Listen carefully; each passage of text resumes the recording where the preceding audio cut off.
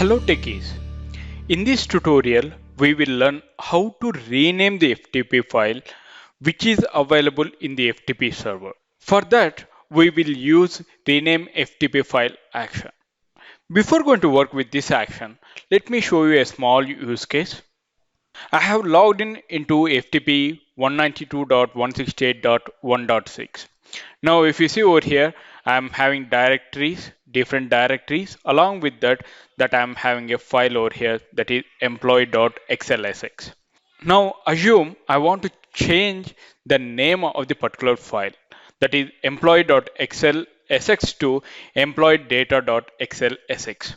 How can we go ahead and we can rename the file? There, to rename the FTP file, we'll use rename FTP file action.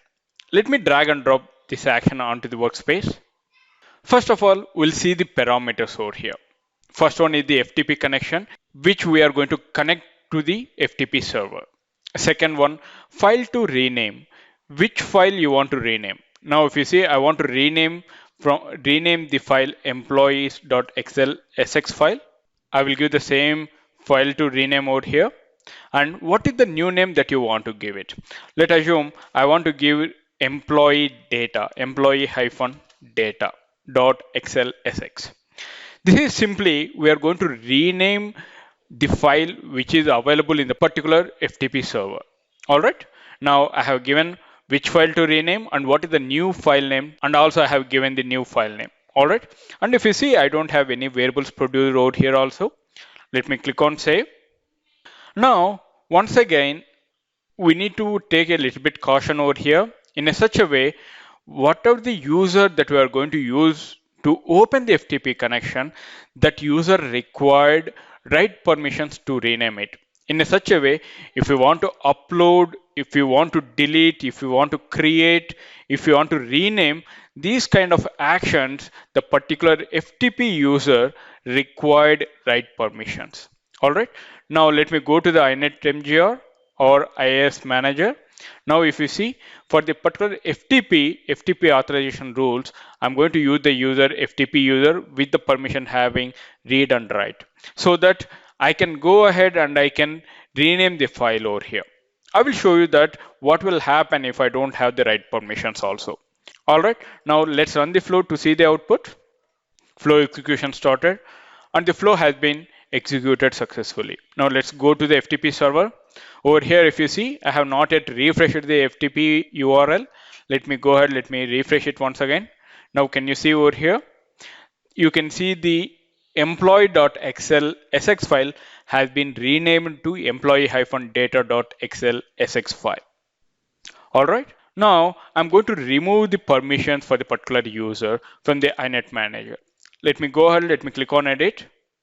Now what I'm going to do, I'm going to remove the permission, write permissions for the particular user. And then I'm going to click on OK. Now I'm going to make the small changes in the flow. Now what I'm going to do, from the employee data, I'm going to give the file name over here, file to rename, and I'm going to give it as employee MS data, like Microsoft data I have given it. And then I'm going to click on save. Right. Now what will happen, I'm having the file with the name of employee-data.xlsx in my FTP server. Right. Now for the particular user, I have removed the permissions, write permissions, so that I'm trying to rename the same file with another name, that is employee-msdata.xlsx. In this case, it will throw an error. It will say the particular user cannot rename the files. All right, let me go ahead, let me run the flow to see the output. Flow execution started. And you can see the runtime error, cannot rename the file, because of the particular FTP user doesn't have write permissions to rename the FTP file. Now, once again, we'll change the permissions for the particular user at the FTP server. Let me go ahead, let me click on edit, and then I'm going to give it the right permissions, and then I'm going to click on OK. Now, once again, let's rerun the flow to see the output. Flow execution started, and you can see the flow has been executed successfully. Now we will see the data in the FTP server. Let's refresh it once again. Now if we see, the name of the file has been renamed successfully. that is employee-ms-data.xlsx has been renamed successfully.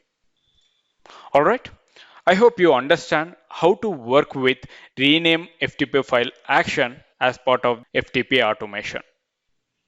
Thank you for watching Power Automate tutorials. If you have any queries related to this concept, please post them in the comment section. I will see you in the next session. Till then, bye bye. Have a wonderful day.